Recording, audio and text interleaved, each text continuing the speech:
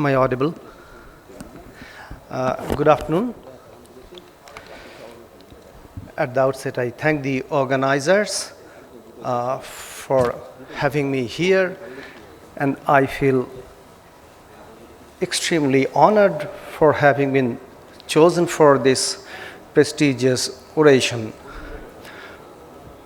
I had a fairly long association with Professor B.R. Sengupta, BRS as we used to call him. The day I first came in contact with him was as a third-year student back in 1978 when he started teaching us examination of cranial nerves. Those of you who have not had the privilege of having seen him would not know how vastly read a person he was. His knowledge outside the field of medicine even was amazing. So he started teaching cranial nerves, and by that time we were into the 8th cranial nerve. Our session was over, because he started teaching us the physics of sound, how sound transmission occurs from the All India radio station, how the recording rooms are made soundproof, and so on. Then again, when I was in the 5th year, so I got another opportunity to have interaction with him as a final year student, and he was teaching respiratory medicine. Then we had a case of COPD which I was presenting, and there were some rhonchi here and there, and then he started discussing the physics of rhonchi, sonorous and sibilant. I still distinctly remember, and then he referred us to a booklet by Paul Forgax on lung sounds, where the physics was explained in detail. So, I mean, he was a different kind of a personality. But anyway, I have to watch time also, because BRS was a stickler for time, so I have to finish in another 17 minutes or so. Now, a disclaimer: unlike the talks going on in the hotel, the next door hotel, the bigger hotel, this talk is not going to help you in any way in your clinical practice. So this is a translational kind of a science that I'm going to walk you through over the next 15-16 minutes. A tribute to B.R. Sengupta. This small slide set was prepared by his son, Vishwaranjan. So he was born in 1930 as the eldest of 6 sheeps. His great grandfather used to be was a Gandhian. He was compelled to leave Calcutta to escape the great Calcutta killings. Went to Faridpur, returned to Calcutta after things settled down, joined Jagat Bandhu Institute at Baliganj, passed matriculation with distinction, joined Presidency College. Then he did his MBBS from Calcutta Medical College with gold medals in anatomy and chemistry. He did his housestewardship and MD both from Medical College Bengal with a gold medal in MD, got married to Aparna Roy, who was the only daughter of Dr. Anath Bandhu Roy, who was a surgeon and also health minister in Bidhan Roy's ministry.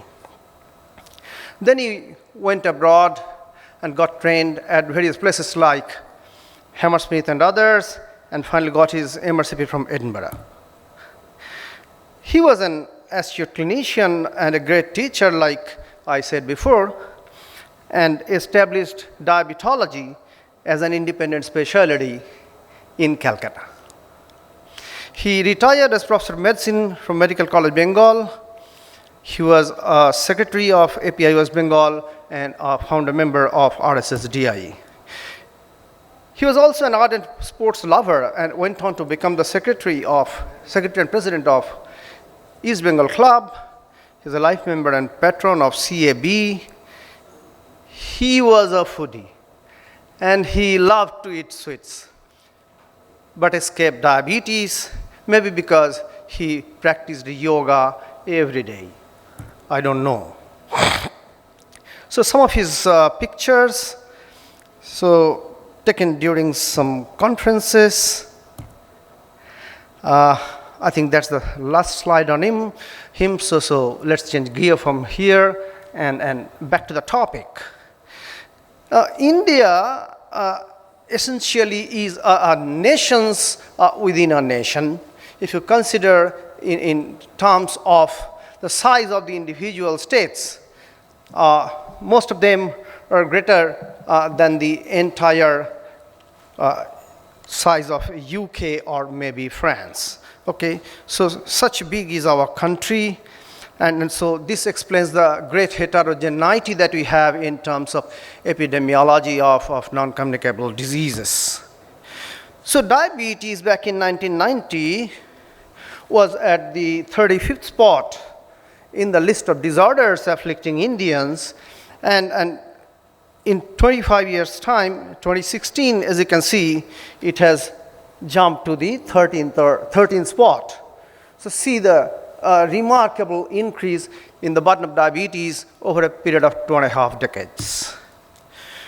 So total number of persons with diabetes was 26 million back in 1990, and it's 65 millions. So more than doubled in 2016. The prevalence increased in adults by 2%, which is a hopping jump over a period of 25 years. Overweight was believed to be the most important risk factor for diabetes in India, and the prevalence of overweight increased from 9% to 20%, about 3% increase again in 2.5 decades. Now 38%, nearly 1/3 of obese Indian adults have type 2 diabetes. If you compare this for the global average, which is 19%, so which tells you a sinister story. If you're an Indian and if you're obese, your chance of having diabetes is 1 in 3, right? Now, way back in 1923, Elliot Jocelyn said, from an excess of fat, diabetes begins, and from an excess of fat, diabetics die. Obviously, he was talking of type 2 diabetes, and he had the vision to foresee that it's the diabetes lipidus which actually will come to be recognized as the basic pathophysiologic defect of diabetes rather than diabetes mellitus. So here you have in this cartoon on the left a healthy adipocyte which has a significant infiltration of anti-inflammatory macrophages, a good vascularity, and so this can efficiently metabolize energy. On the right, you have unhealthy adipocyte, where you can see adipocyte hypertrophy. There is a decrease in vascularity. So actually, the volume increases in cubes, whereas vascularity increases in squares, as they say. So there is a relative hypoxia. This hypoxia brings on oxidative stress and leads to generation of pro-inflammatory cytokines that give rise to insulin resistance.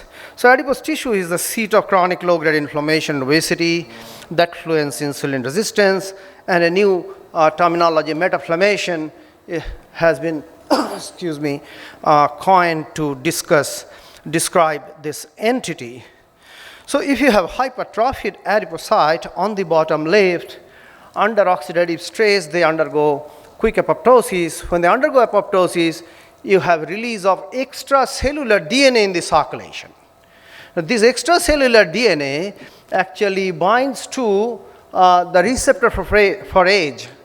I think you are all familiar with receptor for age. The age-range interaction giving rise to diabetic microangiopathy. So it binds to receptor for age and then induces a chain of reactions, which in the interest of time I cannot take you through, leads to production of pro-inflammatory cytokines and insulin resistance. Each of these steps is important because they are currently under interrogation for new drug development to tackle insulin resistance. So that's the publication on this plasmacytoid dendritic cells and its contribution to metaflammation. So if you have a healthy adipocyte following intake of lipids in the form of dietary lipids or de novo lipogenesis in the liver, the energy homeostasis is maintained by some positive chemokine, adipokine signals, and I believe you can recognize some of them. Piper gamma, you are familiar with adiponectin, and then AMPK and the anti-inflammatory cytokines. When you have a surfeit of energy and you have metabolically unhealthy adipocytes, they generate negative pro-inflammatory signals, and these are the markers, the fetchwin A, the camerin, and the pro-inflammatory cytokines, TNF alpha, IL-1 beta.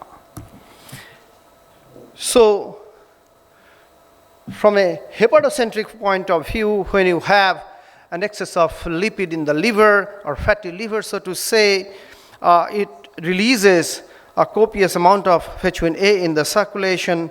This fetchwin A now causes insulin resistance by two mechanisms. One is it's a direct and powerful inhibitor of insulin receptor tyrosine kinase in the target tissues, namely adipose tissue, skeletal muscle, and liver itself, and also by binding to a receptor called toll-like receptor 4 or TLR4, whereby it induces the expression of the genes of pro-inflammatory cytokines. This review is actually largely based on our work over the last 2 decades. No time for animal experiments. Only thing you can see here is that high-fat diet mice, how obese they become. Don't they look like obese type 2 diabetics, our garden variety that we see every day? So when they have such obesity, they produce a lot of fetchwin A, and that generates pro-inflammatory signals. Now, fetchwin A directly interferes with adipocyte function. Two major functions of adipocytes are lipid uptake and glucose uptake, and here you can see on the right-hand panel, human adipocytes treated with lipids, and there is hardly any lipid uptake by the adipocytes. The second row on the right panel, and then you give rosiglitazone, which is a bona fide insulin sensitizer, and you see how the lipid uptake by the adipocytes is retrieved or recovered. Now, in the resting state, in the adipocyte, the glucose transporters that ferry glucose from the cell membrane back into the cell for metabolism, the GLUT4, they are in the resting state within the intracytoplasmic vesicles. The moment you give insulin, they undergo peripheral translocation, and they are now ready to pick up glucose from the cell membrane. You add fetchwin A, and so powerful is the inhibition, you see that even insulin cannot cause translocation of GLUT4 to the cell surface. So it's completely abrogated. The GLUT4, they continue to sit idle within the intracytoplasmic vesicles, so there is no glucose uptake by the cells, and that explains how fetchwin A-induced insulin resistance leads to hyperglycemia. So to cut a long story short, free fatty acids coming out of the circulation, they stimulate the liver to produce fetchwin A. The two together form a dimer. The dimer then latches on to toll-like receptor 4 on adipocytes and induces the release of pro-inflammatory cytokines that cause insulin resistance. So that's the paper in Nature Medicine, which has been cited more than 450 times since its publication, and from 2012 till 2018, this was the most cited paper across disciplines from this country. right? So this FHUNA TLR4 interaction. So the same story. Okay. Now you have certain drug targets here again. So you can try to inhibit binding of FHUNA to TLR4. Then you can try to inhibit the inflammatory cytokines like IL-1 beta and TNF alpha. TNF alpha and IL-1 beta blockers are already available in the market, undergoing phase 3 trials, but they are injectable and causes significant injection site reactions. So people are now focusing on NLRP3 inflammasome at the bottom right, and there are oral small molecules that can inhibit NLRP3 and reduce hyperglycemia. So the oral NLRP3 is currently under phase 2, right? So let's go quickly. So these are the publications that FHUNA actually downregulates adiponectin. You know adiponectin is a good hormone. The more adiponectin you have, the more insulin sensitive you are. And so PPAR gamma actually stimulates adiponectin, and this shows how. No time left. I've been given 20 minutes actually. So earlier it was supposed to be 25. Anyway, let's skip vanadium. This is a small molecule with which we have been working for the last 10 years, have a number of publications.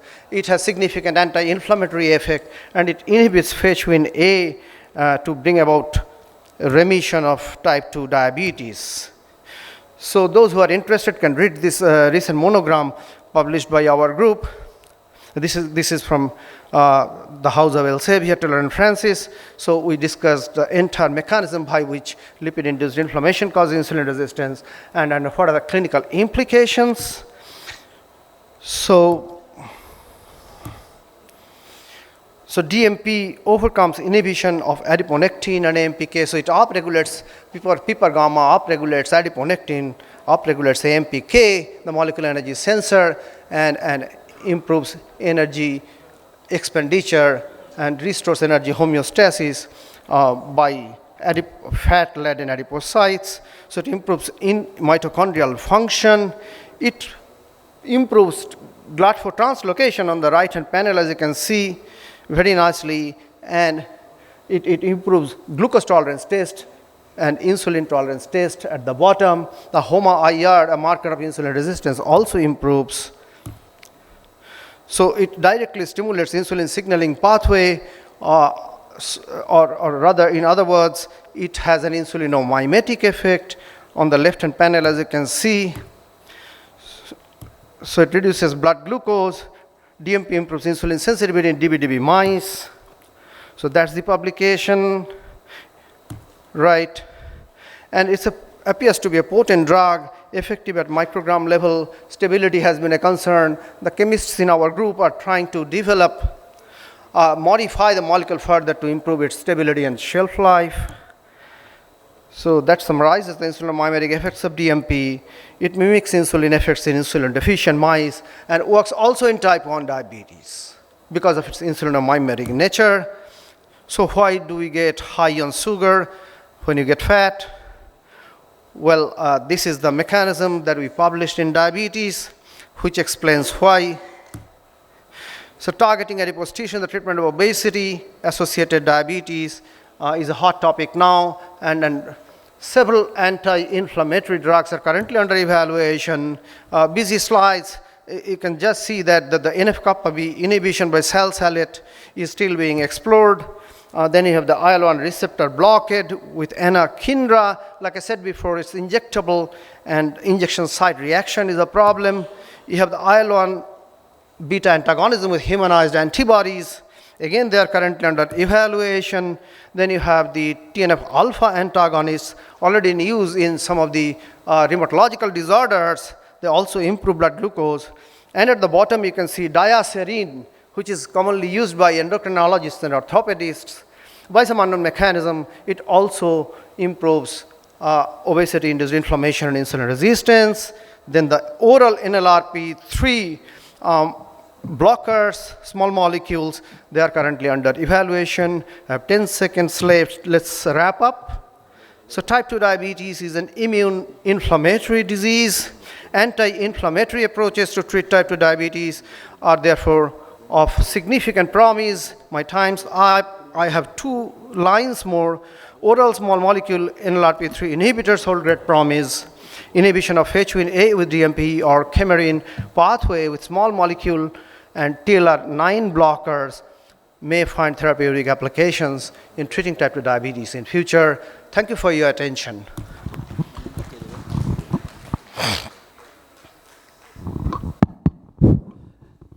Thank you, Professor Mukherjee, for an excellent deliberation. And big applause for him. Big narration, big applause for him. Please come over here. We would like to present you on behalf of PI.